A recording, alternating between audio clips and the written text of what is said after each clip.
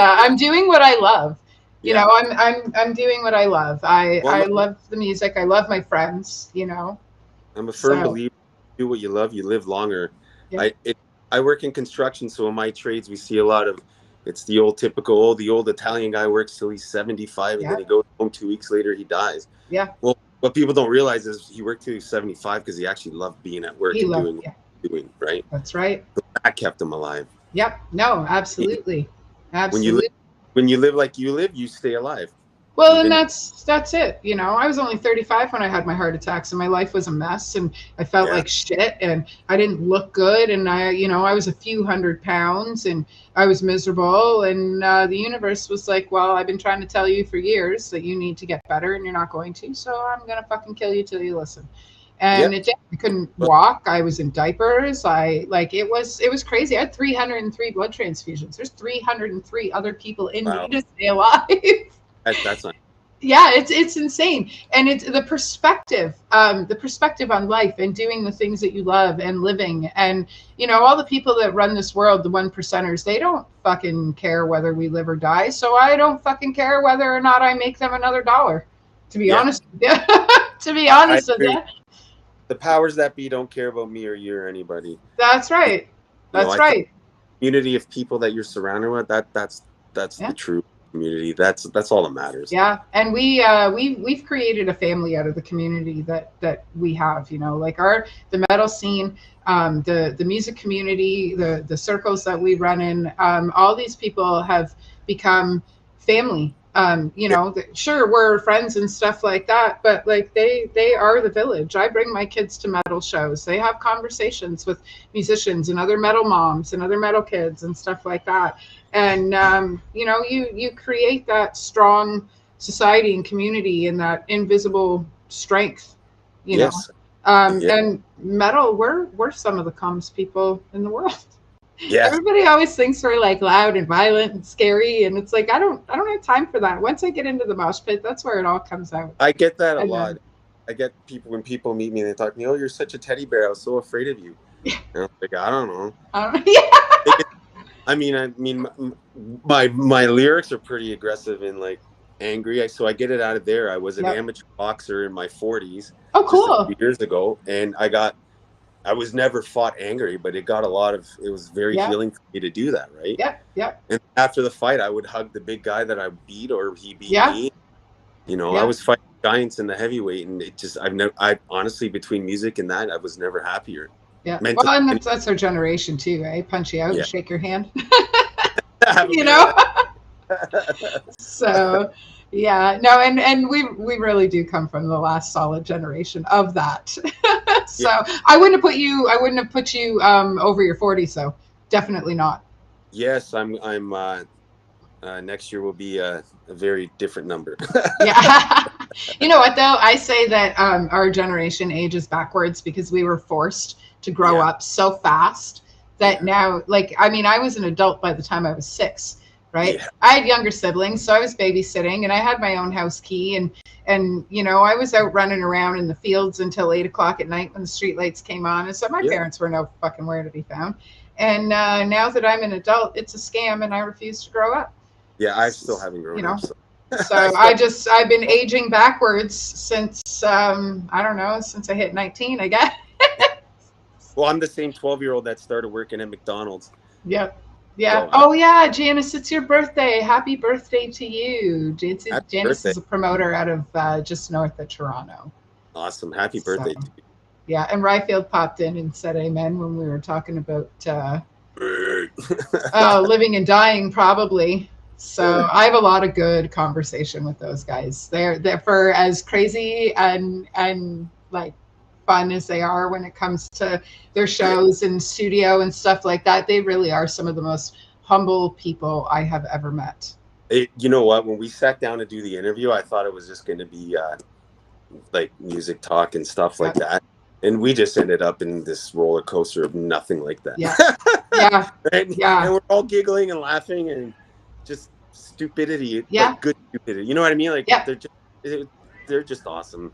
yeah. And No, they're I told them this, and I'll say it here: what they do for the community is just this is unreal to me. yeah, Like I came up in the '90s playing in bands where like you play in front of 20, 30 people. Nobody remembers you or anything. But what they're doing is making, like, at least for us, people know, like, have watched us now. Yes. I'm not saying they remember us, but at least they've watched us. Yep. And if it wasn't for them, like, I wouldn't even be here with you right now. Yep. Yeah, no, and that's the beauty of working with them. We met during Beer Bash last June. We had connected before that, but we met at Beer Bash. I had sponsored the festival, and I'd never seen. There's nothing ever serious about any of us, but we always get shit done.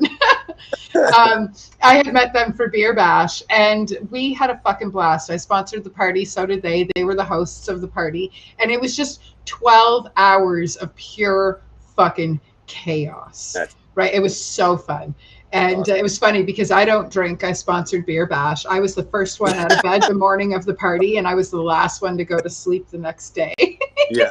So, but yeah, we worked for that. And then Ryfield last year, I did the festival, and my health was a little bit fucky, but I did it anyway. I was out there, and what a wild party.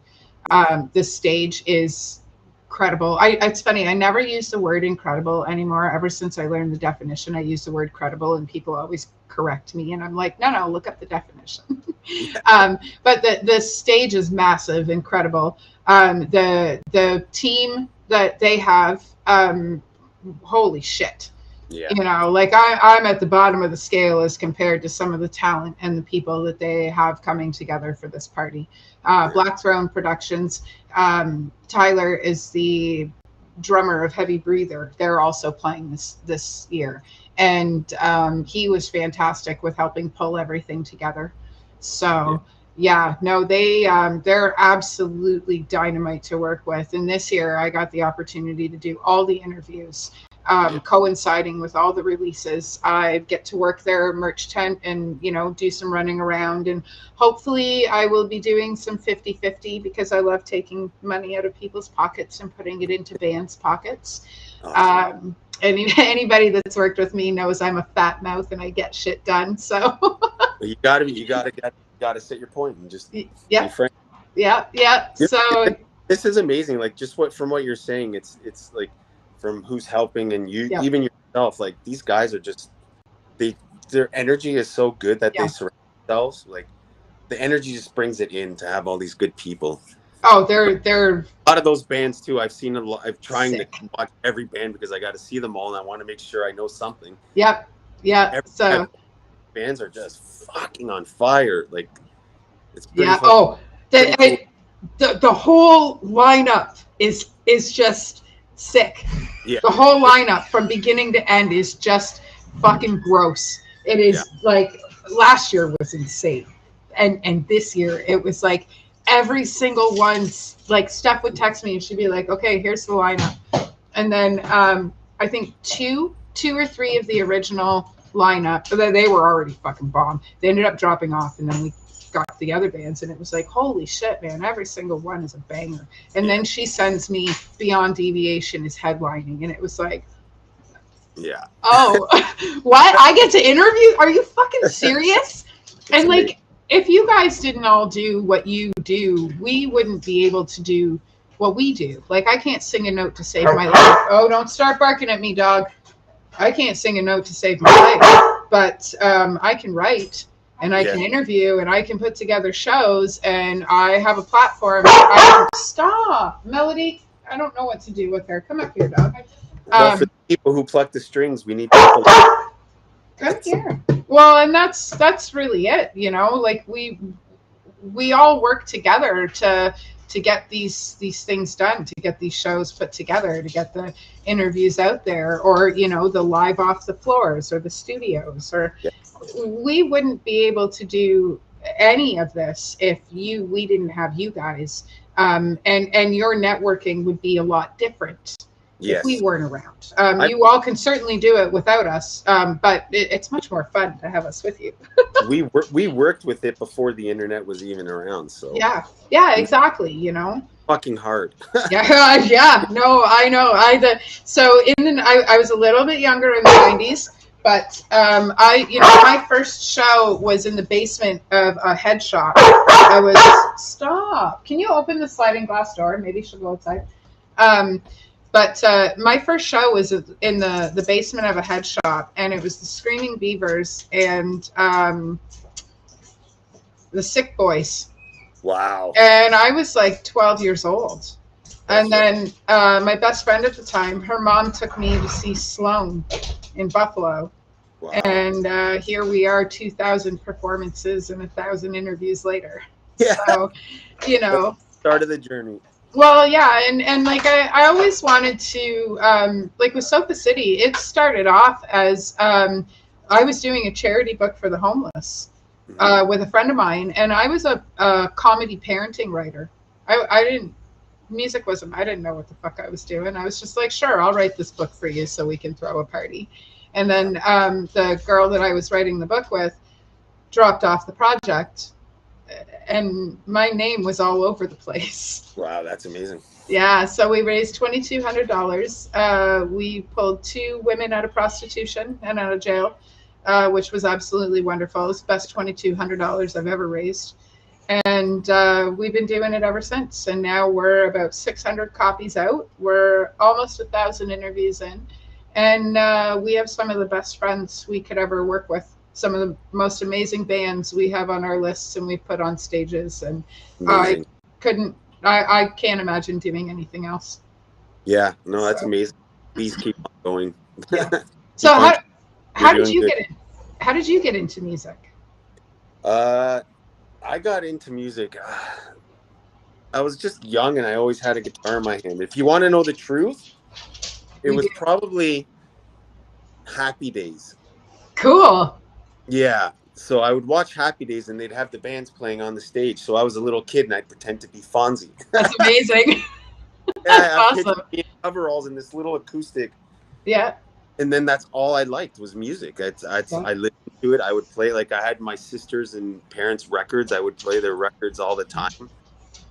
I was listening anywhere to Queen, Stars on 45. Like I just loved music.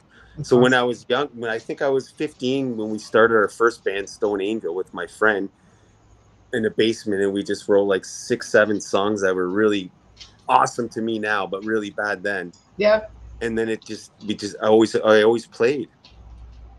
That's awesome. So, and then we were in quite a few bands after that, and then there was pauses in between where you get married and have a life and have kids, but I never. Yeah, I did that too. One of them sitting on the couch in the corner. The other one's in a room.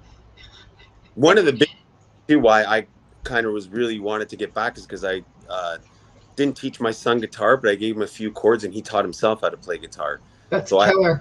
I have a jam room in the basement and we would start playing Nirvana covers. I'd play the drums. Yep. And just seeing him like sitting there serious trying to play and he was getting good and I was just like, oh, God. Like, that's killer.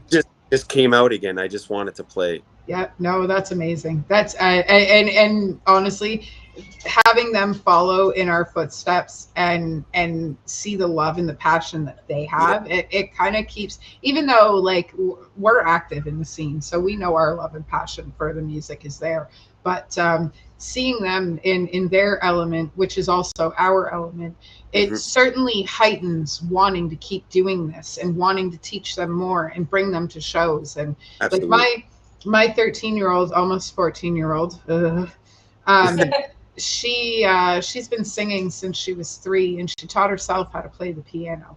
That's awesome. Yeah. And my 11-year-old is a huge Slipknot fan and she just started playing the drums, and it comes naturally to both of them. Yeah. So I encourage it. I homeschooled them for 4.5 years, and I encouraged it. Go play on your guitar, go play on the piano, go sing, go do something that is going to heighten the skills and talents that you have naturally. We'll figure out the math and the science and the bill paying later. Yeah, I was never a parent to hold back. I was always, if this is what you like and you want to do, go for it. Yep.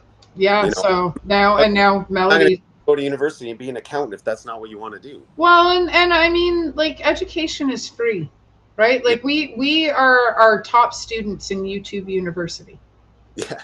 Why am I going to pay some asshole $60,000 for an education that if I really pay attention and I have some critical thinking skills, I can find all of that information to learn how to do that without paying for a class. Or, like I can anything. I can roll an amazing joint. I can help with drywalling a house.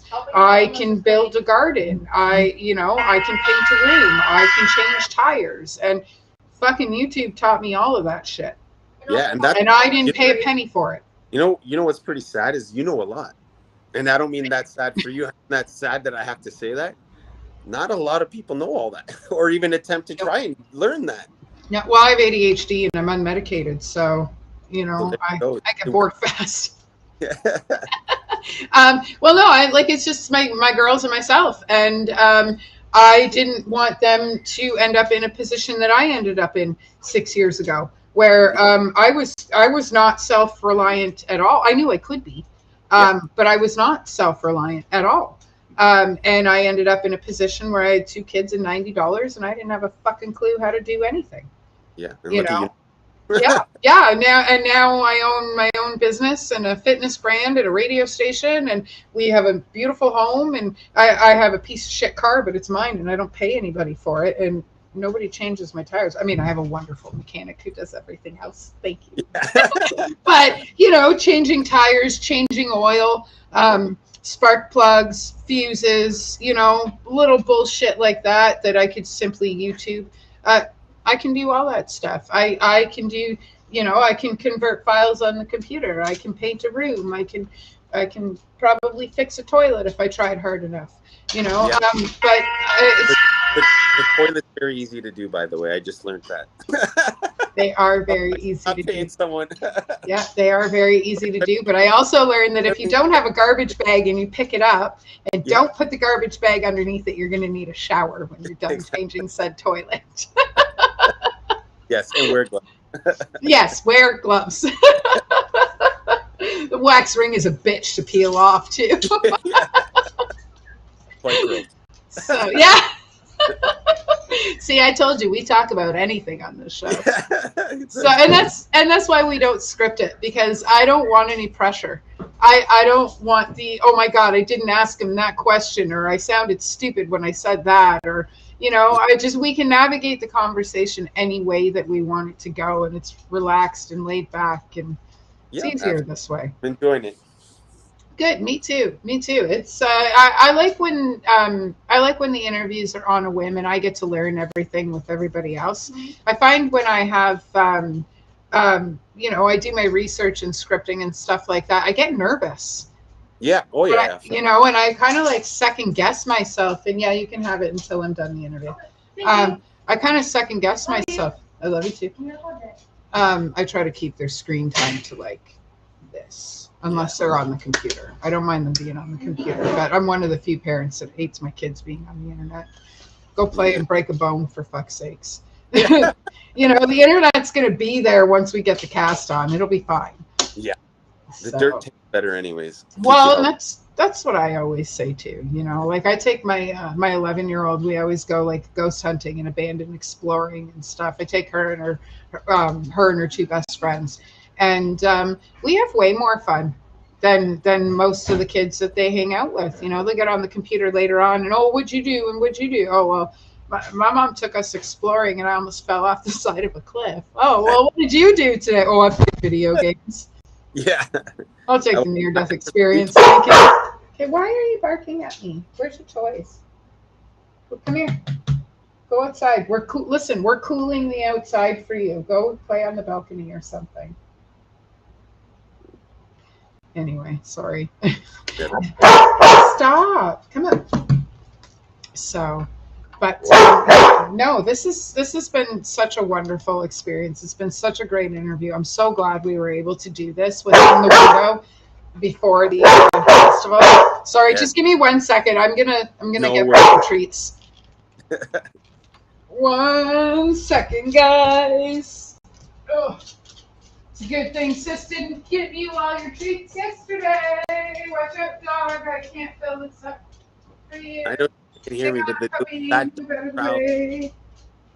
put a guitar track behind the dog growl would be awesome.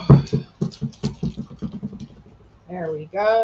I got treats in my hand. Your dog's growl would be pretty good to put behind a track. Well, I can record it. Record it. A nice industrial track. Rope. Yeah. She's got like a 300-pound dog bark, and she's only 100 pounds. A friend of mine was saying the other day, like he comes over quite often and stuff, but he was saying, he was like, you know, if I didn't see on the other side of your door and that dog barked, and like there's no way I would try to get into your house. No, and I agree, because what I heard, it was pretty like a thick, strong growl. I was like, oh yeah. Oh yeah, it comes from her guts, that's for sure. Yeah. Oh yeah, no, she, you know what, she's probably, out of all the dogs I've had over the years, she's probably the best family dog that I've had. Awesome. She's perfect. Hang on one second, I'm gonna put her in her bedroom. Okay. Okay. Woo! Almost fell off the chair. Come on, dog. There you go.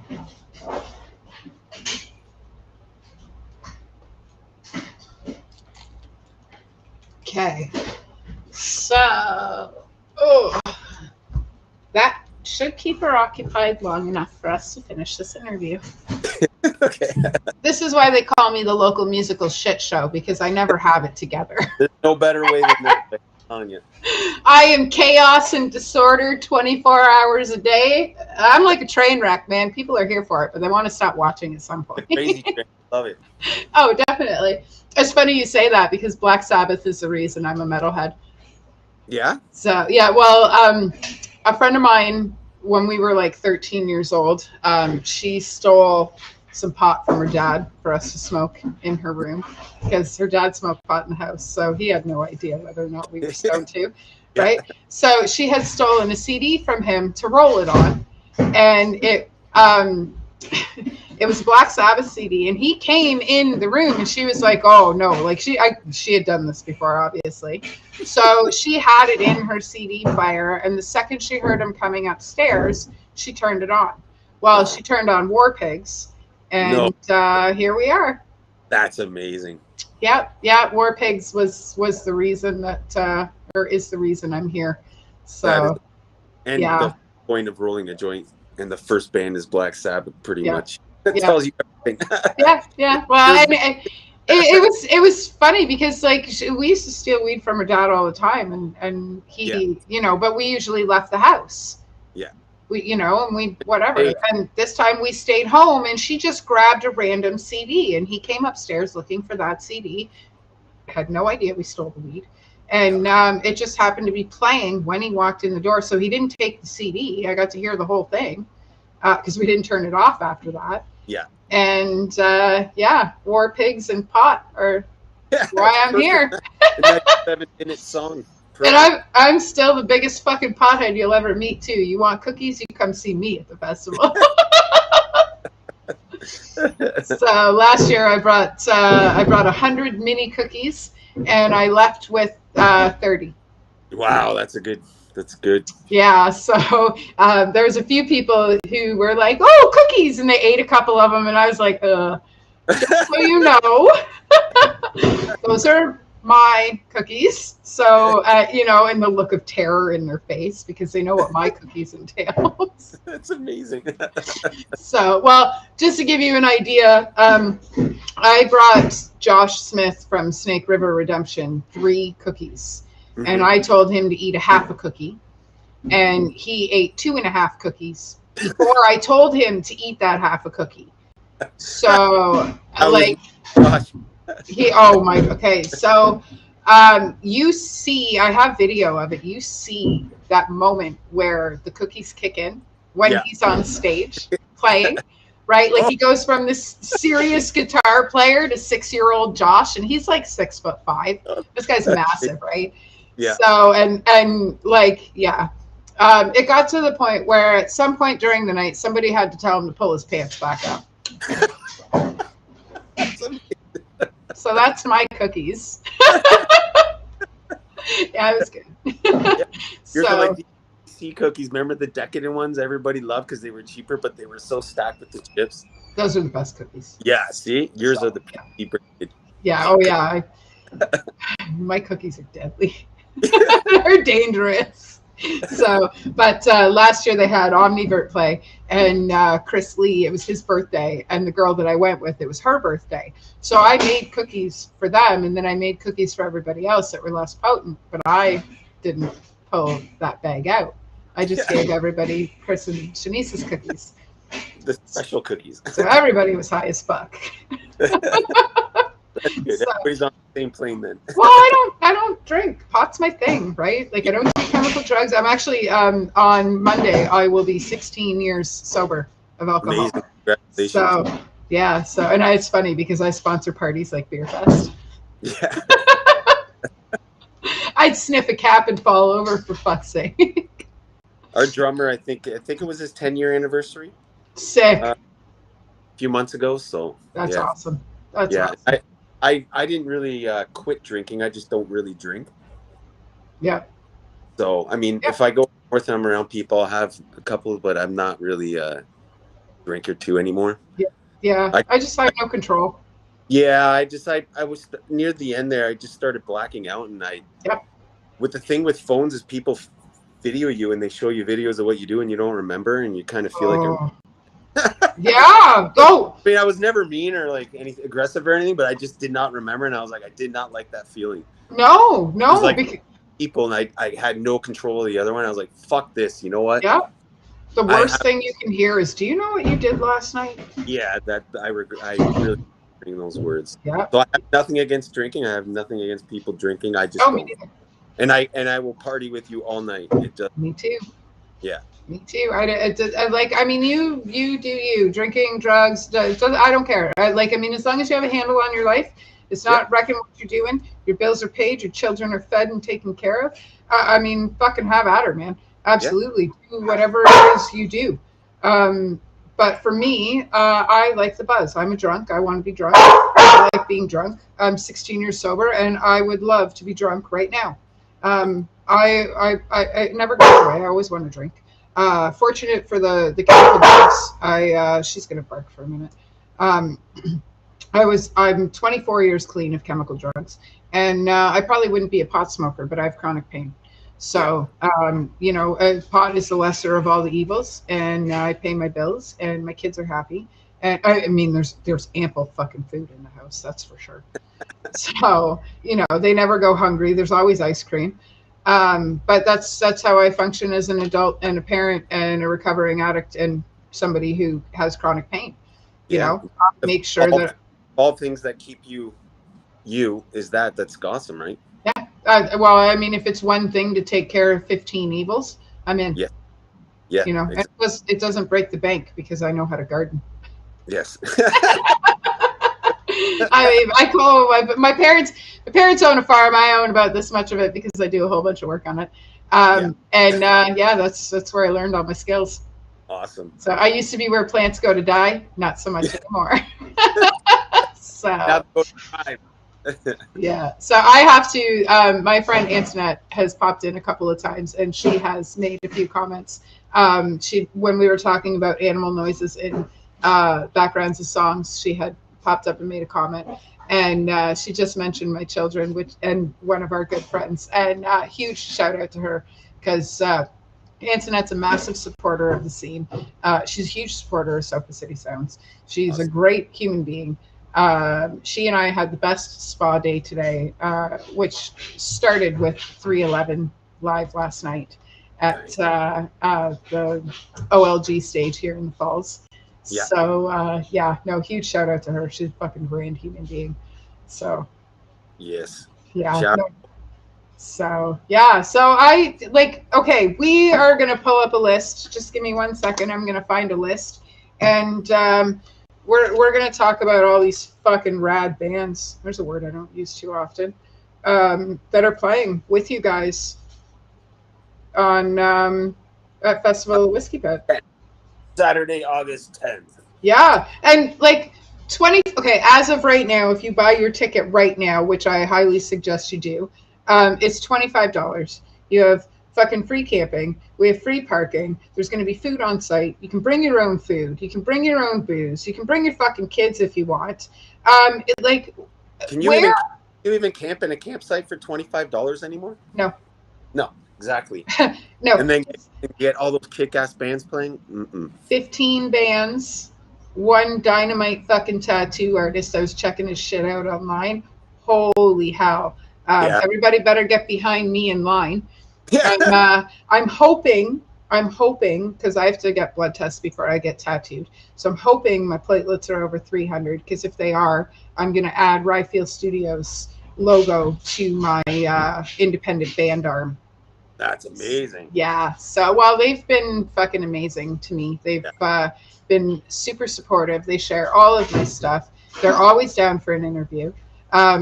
Depending on when we do it, the next time Ben and I are on the same podcast, he will be the person I have interviewed the most with Sofa City Sounds. That's awesome. So, yeah. No, they're fantastic. I absolutely love them. Yes. So, that being said, let's pull up the band list once I get into my phone, because me and technology, we don't mix very well together. Where are we? Jesus. Okay.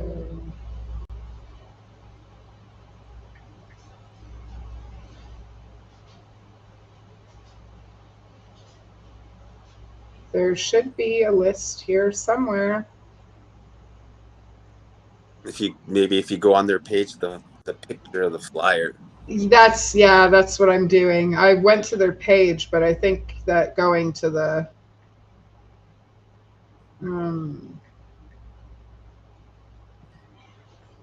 why can't I find it? Because you're looking for it. Oh yeah, right. Because I'm under pressure now. Yeah, totally. Yeah. Oh my God, I'm not good at this.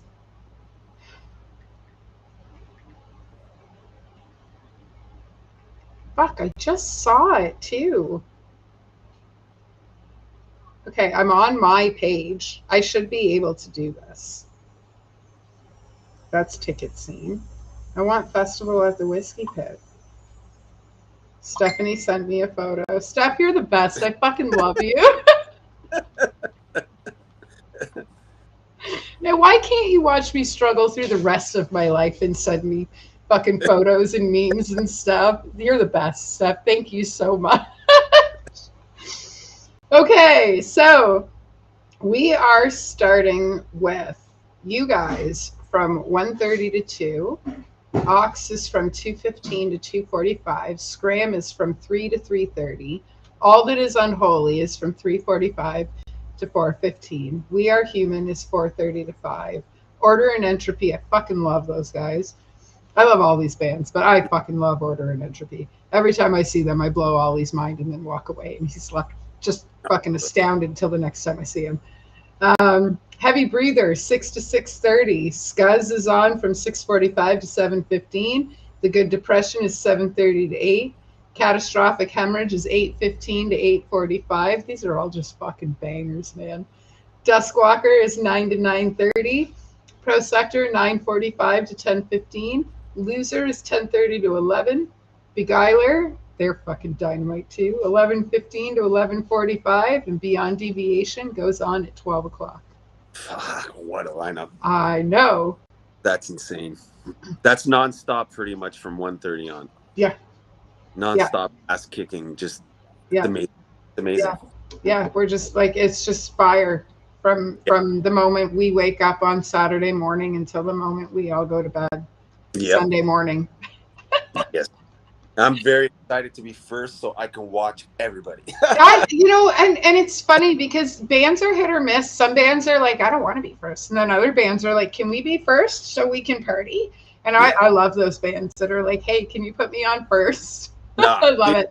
I don't give a shit. With a lineup like this, you guys are the perfect kickoff. You guys have such a great, unique, loud, heavy fucking sound. You guys are the best way to kick this off. Yeah. Especially with being called Zero End. The irony just fucking kills. Well, I love it. It's going to be their zero into it, right? Mm-hmm. Until over. So, yeah. So yeah. Fucking really stoked. I'm getting a little bit hyper. Yeah, I know it's crazy. And I had seen in a previous comment that I certainly will be doing the 50-50. So make sure your pockets are full so I can empty them.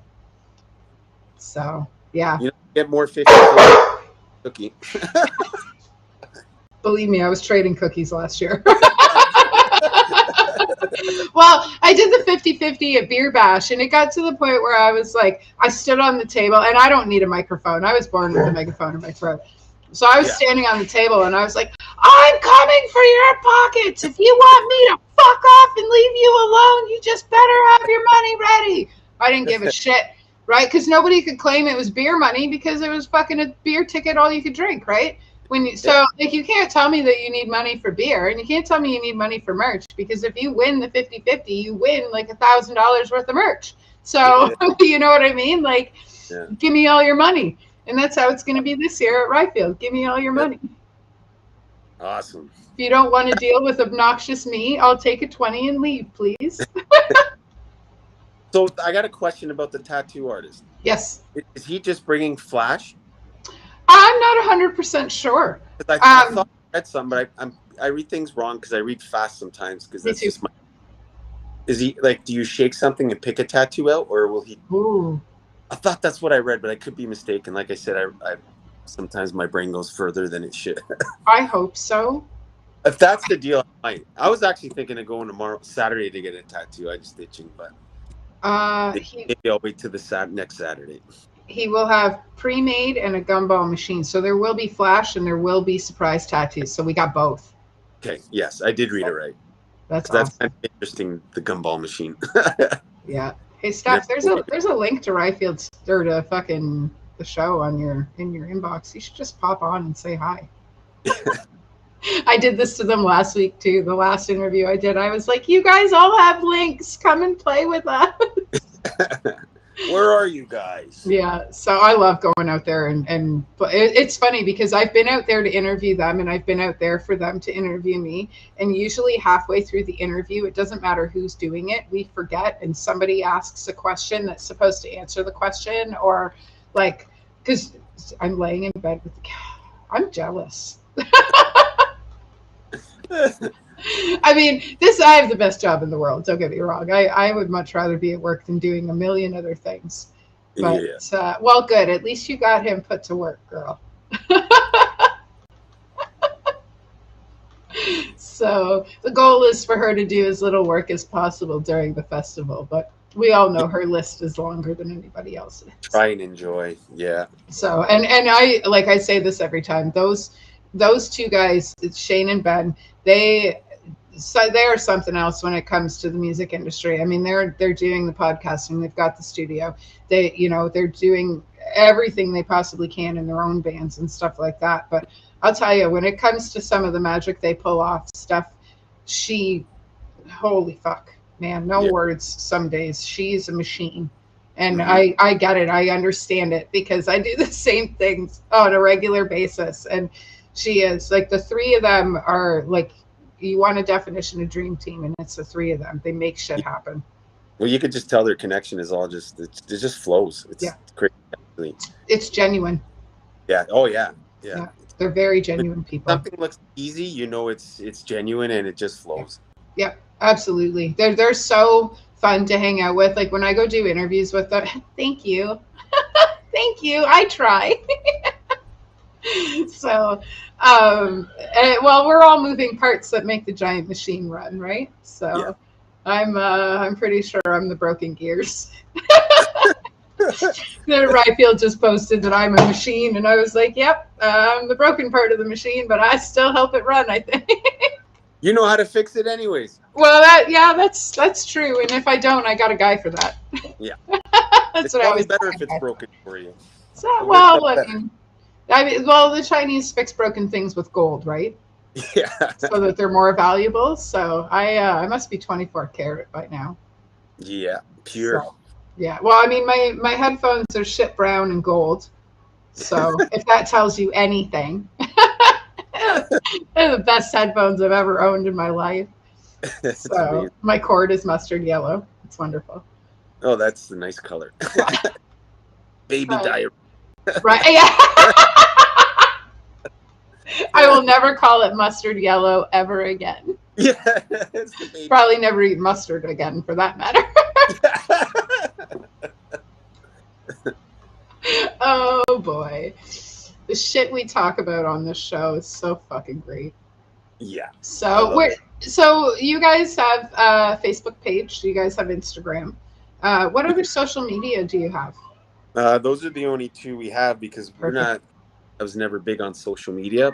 It's because you guys are we do have the website. Our drummer just finished a really good one finally with all the links to iTunes and all that. So sick. And I don't remember my password to actually let him onto the Facebook page to actually make it proper. So, but I'll get that, and he's going to put all the links onto everything there. So awesome. Yeah. All right. And then if you guys have any MP3s, please send it to me, and then I will post it up on Black Sheep Radio, and I will put a link to your band and your page on my website as well. Awesome. Yes, I will send you all that. Wicked. That'd be fantastic. I'll send you an email for it. To be honest, I'll probably be learning how to send it to you. So. But I'm going to try, damn it. The Google helps. Yes. So does my son when he's home, actually. Right? I know. Yeah. So I used to have promos before we found out that my little had iron and anemia issues. I used to pay her to do all my little promotional videos. And she's only 10, 11 years old, and she's the one. So like all the fancy stuff that happens, it's her. All my assistant stuff, like messaging bands back and posting posters and stuff. Yeah. That's my other kid. Well, I wanted to teach them how to run a business before they learned how to work for one. Yep. You know, I just like you. I mean, love me or hate me at this point. We all know that I hate the government. I hate government education. So there's that. But I homeschooled them because I wanted them to learn what they wanted. I wanted them to critically think. And Mia learned how to edit videos, and she learned how to draw like crazy realism, and she learned how to paint, you know, and play drums and stuff like that. And Melody, like, she's an amazing assistant and makes sure that like my schedule is on point, which I never follow because I have ADHD. Already lifetime with everything they're learning and do. Yeah. Well, it's just the three of us, right? So I raised them to be able to be independent just in case I'm not feeling well, because sometimes I have flare-ups with my disease. And they need to be able to take care of themselves for 72 hours. So it was just like, okay, well, here's a cast iron frying pan, and this is how you cook on it. And here is how you send messages in case I have something that needs to be canceled, or I have something that, you know, an interview or whatever. And we just... You know, you have to learn how to do that. They know how to swing a hammer. They know how to throw a knife. They know how to paint things. They know how to take care of the cats. They know how to bathe the dog. They, you know, like I wanted them to be jackasses of all trades, like their moms, so that if they got caught in a spot where they had to be independent, they could be. Yeah, that's the way it should be. You know, and generational wealth is something you don't see in Canada anymore. No, I don't even know if that exists, does it? I don't know. Not anybody I know, anyways. Well, no, I got my mother's attitude. So, but yeah, generational wealth isn't something we have anymore.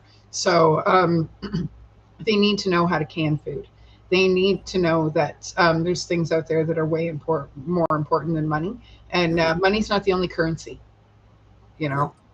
They need to know that there's a million different things that they learn just by running this podcast and production company. You know, they learn how to run things, how to manage people. They learn math. They learn how to pay bills. They learn how to be on time, which I don't know how to do, but they'll learn it. So I just feel like education is way more important than indoctrination. And that's why they learned how to do everything. I mean, I went to school. Don't get me wrong. My kids were in school. They're back in school. I fucking hate it, but they are. You know, knowing all those things isn't a terrible thing. I mean, they do teach you 2 + 2. So, and they, you know, I've taught them how to stand up for bullying, so they don't get too much shit at school. But yeah, education was important. And you don't get education unless you get to explore the things that you like. Exactly. Yeah. With all those extra words. What we think education is really isn't. Life is education. Learning how to do things for yourself is education. Yep. You know, that's a lot. I was lucky in school. They realized pretty quick I wasn't going to be a lawyer or a doctor. Yep. So I got put in a lot of programs of learning how to work with my hands, and that's awesome. I got to do guitar and play guitar and bass and music stuff. So I was fortunate in that back then they used to look at somebody and say, okay, and they talk to you about it. And I was like, yeah, you're probably right. You were one of the easy ones for them. You were one of the favorite students. Just in a lot of this stuff, man. Yeah, it's funny because I had a science teacher tell me that I was never going to amount to anything if I didn't listen in her class, and I'd work in a bowling alley for the rest of my life. Well, she was always busting me writing poetry, right? That's what she was always giving me shit. Amanda, if you don't fucking start listening in my class, blah, blah, blah, blah, just a whole bunch of bullshit, right? Just a bunch of blah, blah, blah. So when she retired, I gave her every one of my published books as a gift for her retirement, and it was my English teacher that delivered the gift to her. And inside it said, "Thank you for encouraging me to never work in a bowling alley. Congratulations on your retirement." And yeah, that was the ultimate fuck you. You know, because back then teachers were allowed to say stupid shit like that to you, but we're also not a generation of pussies. No, so I'll say that.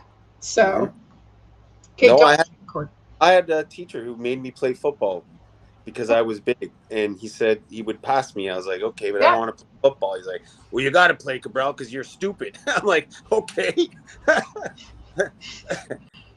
And now you're one of the most talented musicians out there. Yeah. Well, but yeah, I was like, I sometimes think, I'm like, was that mean or not? I'm like, not really. He was being kind of honest. I know he didn't mean stupid. No, I understand what he meant. It was just the blunt of it was pretty. Like, if imagine a teacher does that today, what would happen? Yeah, exactly. Like I remember being in grade 9 and watching one of my friends get grabbed by the throat by one of our teachers, and he put him right up against the wall and yelled and screamed at him. And the only thing that teacher got was a 1-week suspension, and he had to put an apology on paper. The good old days.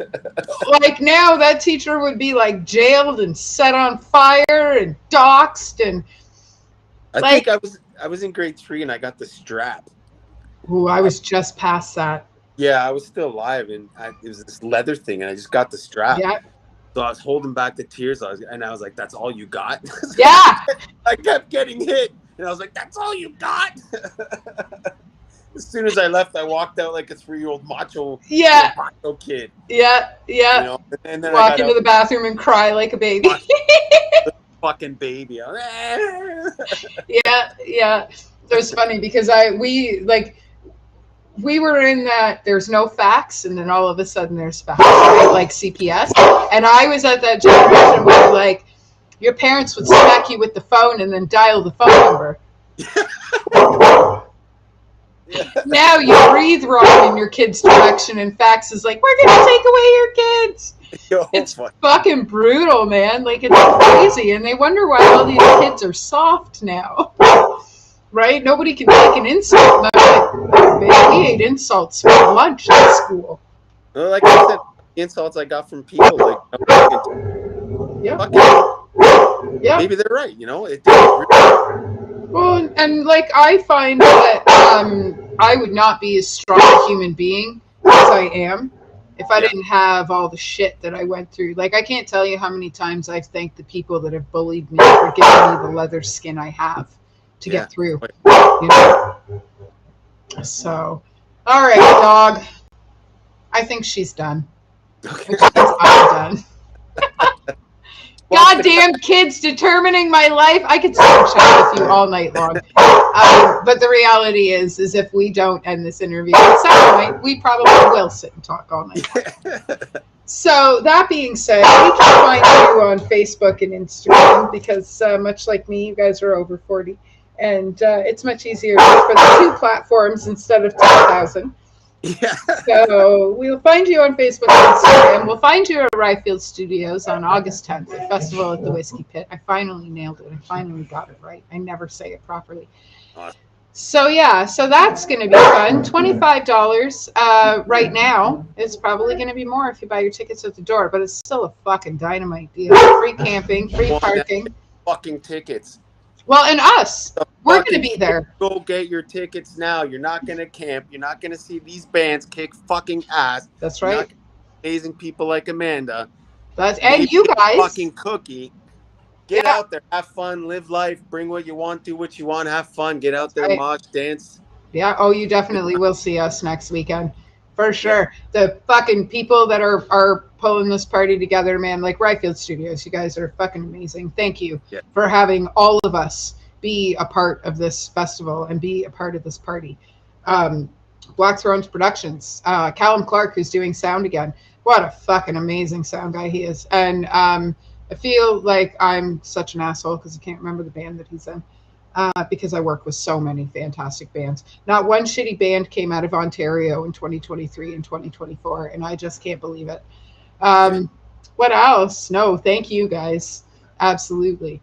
What else is happening? Sofa City Sounds is taking a bit of a break. I know you guys notice I've been a little bit rocky with the interviews, but that's because we're really trying to get this radio station up on the go and moving properly. And I'm only one person. Thank you. Callum is in catastrophic hemorrhage. I appreciate that. I'm not so much of an asshole as I was 5 seconds ago.